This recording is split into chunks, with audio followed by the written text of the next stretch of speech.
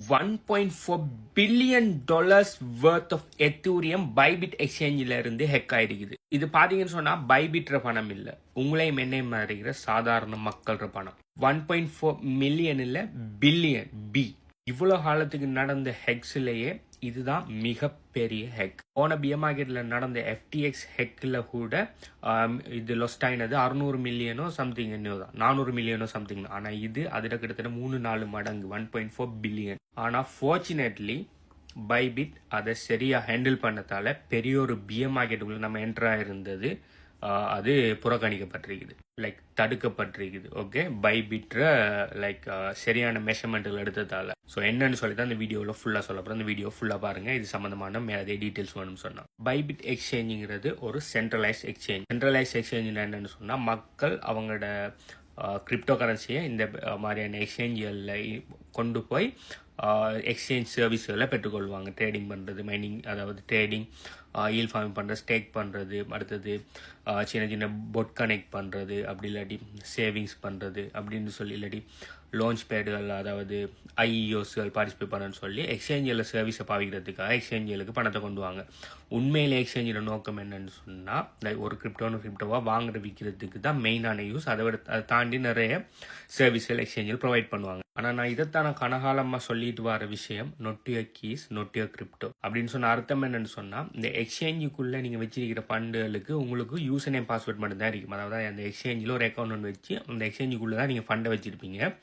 அந்த எக்ஸ்சேஞ்சோட வாலெட்டர் கண்ட்ரோல் யார்ட்ட இருக்குன்னு சொன்னால் அந்த எக்ஸ்சேஞ்சிட்ட தான் இருக்கும், உங்கள்கிட்ட இல்லை. என்னதான் அது உங்களோட கிரிப்டோவாக இருந்தாலும் அந்த கிரிப்டோ எங்கே வைக்கிங்கன்னு சொன்னால் பைபிட்டை நம்பி, அப்படி எங்கேனாலும் ஒரு சென்ட்ரலைஸ் எக்ஸ்சேஞ்சை நம்பி அதுக்குள்ளே அது உங்களோட ஃபண்டை நீங்கள் வைக்கிங்க. இப்படி வைக்கக்குள்ள நடக்கிற ஒரு மிகப்பெரிய பிரச்சனையில் ஒன்று தான் இது. இது என்ன நடந்துருக்குன்னு சொன்னால், நார்மலாக இப்படியான எக்ஸ்சேஞ்சில் என்ன பண்ணுவாங்கன்னு சொன்னால், மோர் தென் 90% ஆஃப் த கஸ்டமர் ஃபண்ட்ஸை இதில் வைப்பாங்க. என்ன, கோல்டு வாலெட்டில், அவங்களோட கோல்டு வாலெட்டில் வச்சுட்டு ஒரு குறிப்பிட்ட சில ஃபண்டை தான் அவங்களோட ஹாட் வாலெட்டில் வச்சுப்பாங்க, டெய்லி டிரான்சாக்ஷன் அதுகளுக்கு. ஏன்னா அநேகமான யூசர்ஸ், இதை மாதிரியான எக்ஸ்சேஞ்ச் பாவிக்கிற யூசர்ஸ் கண்டினியூஸாக லாங் டைமுக்கு தான் உள்ளுக்கு ஹோல்ட் பண்ணுவாங்க. டெய்லி டிரான்சாக்ஷன் ஒரு சின்ன அமௌண்ட் தான் நடக்கும்.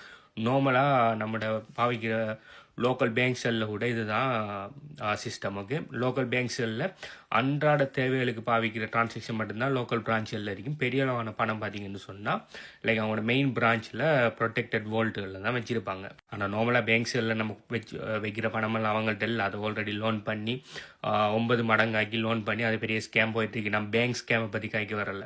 ஆனால் எஃப்டிஎக்ஸ் கொலாப்ஸ் ஆகிறதுக்கு முதல் 1-to-1 பேக்கிங்கிற ஒரு விஷயம் உண்டு, அநேகமான எக்ஸ்சேஞ்சுகள் ஃபாலோ பண்ணுறதில்ல. அதாவது நம்ம கொடுக்குற பணத்தை எல்லாத்தையுமே அவங்க வச்சிருக்காங்களாங்கிறதுக்குரிய எந்த விதமான 1-to-1 அந்த இது யாருமே ப்ரொவைட் பண்ணுறதில்ல. எஃப்டிஎக்ஸ் செய்யாமல் நிறைய கஸ்டமர்ஸ் பண்ண விளையாடி தான் போன பிஎம் மார்க்கெட்டில் எஃப்டிஎக்ஸ் கொலாப்ஸ் ஆகி, அதாவது எஃப்டிஎக்ஸில் கஸ்டமர்ஸோட ஃபண்டெல்லாம் இல்லைன்னு தெரிஞ்ச உடனே எஃப்டிஎக்ஸ் பயங்கரமாக கொலாப்ஸ் ஆகி பெரிய ஒரு பிஎம் மார்க்கெட்டுக்குள்ளே போனோம். அதுக்கு பிறகு என்ன பண்ணாங்கன்னு சொன்னால், மற்ற எக்ஸ்சேஞ்சில் நாங்கள் இனி பார்த்தீங்கன்னு சொன்னால் கஸ்டமர்ஸ் ஃபண்டு, கஸ்டமர்ஸ் எங்கள்கிட்ட வந்த ஃபண்டும் எங்கள்கிட்ட இப்போ கையில் இருக்கிற ஃபண்டும் 1-to-1 வேக்கிங்கில் இருக்கான்னு சொல்லி தேர்ட் பார்ட்டி கம்பெனியில் வச்சு ஆடிட் பண்ணுவாங்க. ஒரு மாதத்துக்கு ஒருக்கா வீக்லி இல்லாட்டி பை வீக்லி செய்வாங்க. அதில் ஃபேமஸாக எல்லா எக்ஸ்சேஞ்சும் செய்வாங்க. பைபிட்டும் 1-to-1 இது ஆடிட் செய்வாங்க. இவங்களோட ஃபைனல் ஆடிட் நடந்திருக்குது லாஸ்ட் மந்தில். இவங்க ஆடிட் பண்ண உடனே இவங்கள்ட்ட கிட்டத்தட்ட 40 பில்லியனு கிட்ட கஸ்டமர் ஃபண்ட் அவங்கள்ட்ட இருக்கு. அந்த 40 பில்லியனும் அவங்கள்ட்ட இருக்குங்கிறது கூட அவங்களோட ரிசர்வ்ட ப்ரூஃப் அவங்க காட்டியிருக்காங்க இப்போ லாஸ்ட் மந்த். நல்ல வேலையா இந்த ஹெக்ல மாட்டின ஃபண்ட்ஸ் பார்த்தீங்கன்னு சொன்னால் அந்த டோட்டல் 40 பில்லியன் இல்லை, ஜஸ்ட் அதில் 1.4 பில்லியன். 1.4 பில்லியன் பெரிய அமௌண்ட் தான். ஆனால் அவங்களுக்கு இருந்த டோட்டல் ஃபண்டில் 1.4 பில்லியனுங்கிறது ஒரு சின்ன அமௌண்ட் தான். அதுவும் இதில் பாதிக்கப்பட்டது ஜஸ்ட் எத்தூரியம் காயின் மட்டும்தான் பாதிக்கப்பட்டிருக்கு. அவங்கள்ட்ட வச்சிருந்த மற்ற பிட்காயின் ரிசர்வ், யூஎஸ்டிடி, மற்ற சொலானா, மற்ற காயின் எதுவுமே பாதிக்கப்படலை. ஜஸ்ட் எத்தூரியத்தை வச்சிருந்த ஒரு ஹார்ட்வேர் வாலெட்ல இருந்து இது ஹாட் வாலெட்டுக்கு மாற்றக்குள்ள தான் இந்த ஹேக்கிங் நடந்திருக்குது. நார்மலாக பார்த்தீங்கன்னு சொன்னால் இது மாதிரியான பெரிய எக்ஸ்சேஞ்சுகள் பெரிய பில்லியன்ஸ் டாலர்ஸில் இது கிரிப்டோ ஹேண்டில் பண்ணுறாங்க. வாலெட்டில் பார்த்தீங்கன்னு சொன்னால் ஒரு ஆள்கிட்ட தனிநபர் கண்ட்ரோலில் இருக்காது. இந்த வாலெட்டில் பார்த்தீங்கன்னு சொன்னால் மல்டி சிக் வாலெட்ஸ்களை ஹோல்ட் பண்ணுவாங்க. மல்டி சிக் வாலெட்னு சொன்னால் அந்த வாலெட்டில் இருக்கிற ஃபண்ட்ஸை ஆக்சஸ் பண்ணுறேன்னு சொன்னால் ஒரு தனிப்பட்ட நபர் இல்லாமல் 2 இல்லாட்டி 3-4 பேர் பெரிய அதாவது இந்த எக்ஸ்சேஞ்சுகள பெரிய டொப்பாக்கள், சிஇஓ, சிஎஃப்ஓ, சிடிஓ போன்ற பெரிய ஆக்கள்ற எல்லார அப்ரூவலும் கிடைச்சா மட்டும்தான் அந்த ஃபண்டை ஒரு இடத்த ட்ரான்ஸ்ஃபர் பண்ண மாதிரி இருக்கிற விஷயம் தான் இந்த மல்டி சிக் வாலெட்னு சொல்கிறேன். இப்படியான ஒரு சேஃப் மெத்தட் ஒன்றில் தான் இவங்களோட ஃபண்டை வச்சுட்டு இருந்திருக்காங்க. நார்மலாக பார்த்தீங்கன்னு சொன்னால் இவங்க ஃபர்ஸ்ட்டுக்கு 30,000 எத்தூரியத்தை என்ன பண்ணியிருக்காங்கன்னு சொன்னால் அவங்களோட ஹார்ட்வேர் வாலெட்ல இருந்து ஹாட் வாலெட்டுக்கு மாற்றிருக்காங்க. நார்மலாக இது மாற்றுறது தான். இங்கே என்ன ஹாட் வாலெட்டில் பணம் கிரிப்டோ கூடுன்னு சொன்னால் ஹார்ட்வேர் வாலெட்டு மாற்றுவாங்க. ஹாட் வாலெட்டில் பணம் குறையும்னு சொன்னால் அதாவது கிரிப்டோ குறையும்னா ஹார்ட்வேர் வாலெட்ல இருந்து இதுக்கு மாற்றுவாங்க. இது நார்மலாக நடக்கிறது தான் எல்லா எக்ஸ்சேஞ்சிலையும். அப்படி 30,000 எத்தூரியம் ஹார்ட்வேர் வாலெட்ல இருந்து இந்த வாலெட்டுக்கு ட்ரான்ஸ்ஃபர் பண்ணக்குள்ள மற்ற இவங்களோட மல்டி சிக் வாலெட்டில் 3 சிக்னேச்சர் தேவை. அதில் 2 சிக்னேச்சர் முடிச்சுட்டு 3ஆவதாக ஃபைனல் சிக்னேச்சருக்கு இவங்களோட பைபிட்ற சிஇஓ கிட்ட வந்துருக்குது. அவர் கண்டக்ட் எல்லாத்தையுமே செக் பண்ணிவிட்டு அவர் அப்ரூவ் பண்ணின உடனே அந்த ஹார்ட்வேர் வாலெட்ற எக்ஸஸை ஹேக்கர் எடுத்து அதுக்குள்ளே இருந்த எத்தூரியம் அவ்வளோத்தையுமே, அதாவது கிட்டத்தட்ட ஆல்மோஸ்ட் 400,000 எத்தூரியம், அதில் பெறுமதி $1.4 பில்லியன். ஓகே, எல்லாத்தையுமே ட்ரெயின் பண்ணி கலவெடுத்துட்டாரு. நடந்ததுக்கு மெயின் காரணம் என்னன்னு சொன்னால் இவங்களோட இது கிரிப்டோவெல்லாம் ஹார்ட்வேர் வாலெட்டுக்குள்ளே பத்திரமா தான் இருந்தாலும் இவங்க டிரான்சாக்ஷன் பண்ணக்குள்ள என்ன செஞ்சு இப்போ என்ன சொல்கிறாங்கன்னு சொன்னால் அவங்க சைடில் இருந்து ஃபேக் யூஐ ஒன்று கிரியேட் பண்ணி, அதாவது உண்மையிலேயே அவங்களோட அந்த மல்டிசிக் வாலெட்டுக்குரிய அந்த யூஐ மாதிரி ஒரு ஃபேக் யூஐயை எப்படியோ ஹேக்கர் இது செஞ்சு அவங்க உண்மையிலேயே ஃபண்டை இவங்களோட வாலெட்டுக்கு ட்ரான்ஸ்ஃபர் பண்ணுற மாதிரி ஒரு பிம்பத்தை உருவாக்கி ஆனால் வாலெட் எக்ஸஸ் கெயின் பண்ணி எடுத்து அந்த மாதிரி தான் இவங்க சொல்கிறாங்க. ஆனால் இதை ஈஸியாக தவிர்த்திருக்கலாம். அவர் ஃபைனலாக அந்த டிரான்சாக்ஷன் அப்ரூவ் பண்ணக்குள்ள இவர் ட்ரான்ஸ்ஃபர் பண்ணுற வாலெட் சரியான வாலெட்டு தான் போதான்னு சொல்லி அவங்களோட இவர் சொல்கிறது லெஜருங்கிற ஹார்ட்வேர் வாலெட்டில் வச்சு தான் இவர் டிரான்சாக்ஷன் அப்ரூவ் பண்ணன்னு சொல்லி அவர் அப்ரூவ் பண்ணக்குள்ள அவர் டிரான்சாக்ஷனை ஃபுல்லாக 100% வெரிஃபை பண்ணலைன்னு சொல்லி அவரே சொல்லியிருந்தார். இன்றைக்கி அவர் பைபிட் சிஇஓ லைவ் ஸ்ட்ரீம் ஒன்று போயிருந்தார். லைவ் ஸ்ட்ரீமை நான் ஃபுல்லாக பார்த்தேன். ஃபுல் வெரிஃபிகேஷன் அவர் பண்ணலை. ஓகே, நம்ம எல்லாம் சரி, அவர் அந்த அவரோட டிவைஸில் வெரிஃபை பண்ணிக்கிறார். ஓகே, இந்த வாலெட்லேருந்து நம்மளோட வாலெட்டுக்கு தான் வருங்கிற வெரிஃபை பண்ணிக்கிறேன். ஆனால் லெஜர் டிவைஸில் அந்த வெரிஃபையை பண்ணலை. அதை என்ன செஞ்சிக்கான்னு சொன்னால் அந்த இது அவரோட டிவைஸில் இருந்த யூஐயில் சின்ன ஒரு மாற்றம் ஒன்று செஞ்சிருக்காங்க. அதில் அவரை உண்மையான வாலெட்டு தான் அனுப்புறேன்னு அவர் நினச்சிருப்பார். ஆனால் அதோட எக்ஸஸை எடுத்துட்டாங்க. ஸோ இது ஹேக்கிங் சைபர் செக்யூரிட்டிக்குள்ளே நிறைய விஷயம் இதுக்குள்ளே இருக்குது. ஓகே, இதில் ஈஸியாக வழங்க அளவுக்கு சொல்லியிருக்கேன். உள்ளுக்கு லைக் நிறைய விஷயத்தில் ஹேக் ஆகிட்டு. ஸோ இப்போ அதை கண்டுபிடிச்சிருக்காங்க. நார்த் கொரியாவை சேர்ந்த ஒரு ஹேக்கிங் குரூப் தான் இதுக்கு பின்னால் இருக்கி அவங்க தான் ஹேக் பண்ணியிருக்காங்கன்னு சொல்லி.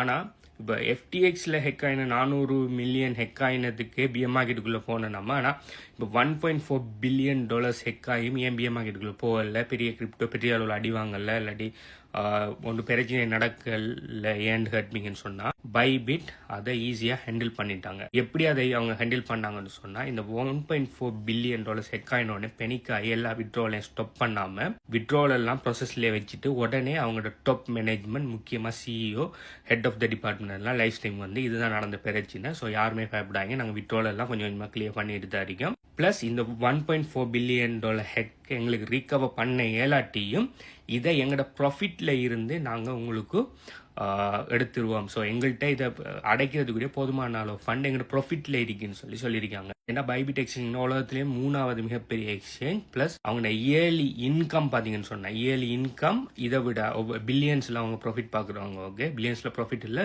இயர்லி டேர்ன் ஓவர் பண்ணுறவங்க. ஸோ அதில் மோஸ்ட்லி ப்ராஃபிட்டாக தான் இருக்கும். ஸோ எக்ஸ்சேஞ்சில் பிஸ்னஸ் பார்த்தீங்கன்னு சொன்னால் ட்ரேடிங் ஃபீஸில் அப்படி இப்படின்னு சொல்லி நிறைய இதில் அவங்க ஏர்ன் பண்ணுவாங்க. ஸோ பில்லியன்ஸில் அவங்க ஏர்ன் பண்ணுறவங்க. ஸோ அதனால் $1.4 பில்லியன் அவங்களோட ப்ராஃபிட்டில் இருந்து நாங்கள் ஈஸியாக கவர் பண்ணிடுவோம்னு சொன்னதால் மார்க்கெட் பெருசாக ரியாக்ட் ஆகலை. ப்ளஸ் விட்ரோலை ஸ்டாப் பண்ணாமல் ஆல்ரெடி இருந்தாக்கள் விட்ரோல் சரியாக பண்ணிட்டு தான் இருக்காங்க. ப்ளஸ் இந்த $1.4 பில்லியனை மற்ற எக்ஸ்சேஞ்சிட்ட இருந்து இது பண்ணி லிக்விடிட்டியை பரோ பண்ணி நிறைய பேர் விட்ரோ ஃபண்டாக்களுக்கு எல்லாம் கொடுத்து முடிச்சிட்டாங்க. அவங்க இப்போ உடனே $1.4 பில்லியன் எத்தூரியத்தை அவங்க வாங்கியிருப்பாங்கன்னு சொன்னால் பெரிய அளவில் மார்க்கெட் தளம்பலன்னு வந்துட்டீங்க. ஆனால் அதை செய்யாமல் மற்ற எக்ஸ்சேஞ்சிட்ட இருந்து பரோ பண்ணி 80% ஆஃப் த ஃபண்டை எல்லாத்தையுமே செட்டில் பண்ணி முடிச்சிட்டாங்க. அதான் மார்க்கெட்டும் ரிகவர் ஆகலை, நம்ம பெரிய ஒரு பிஎம் மார்க்கெட்டுக்குள்ளே போகிறதுக்குரிய அந்த விஷயத்தை தடுத்துட்டாங்க. இப்போ பார்த்தீங்கன்னு சொன்னால் அந்த எக்ஸ்சேஞ்சை கொள்ளையடிச்ச ஹெக்கர் 14வது லார்ஜஸ்ட் எத்தூரியம் ஹோல்டர் வரைக்கும் ஈவன் எத்தூரியத்தோட ஃபவுண்டரை விட கூடுதலான எத்தூரியத்தை வச்சிருக்கிறாரு. இதுக்கு தான் சொல்கிறது, எப்பயுமே உங்களோட ஃபண்ட்ஸை அதாவது தேவைக்கு பாவிக்கிறத எக்ஸ்சேஞ்சில் வச்சு பாவிச்சுட்டு நீங்கள் லாங் டைம் ஹோல்ட் பண்ணுறதை உங்களோட ஹார்ட்வேர் வாலெட்டுக்கு மாற்றிக்கொள்ளுங்க.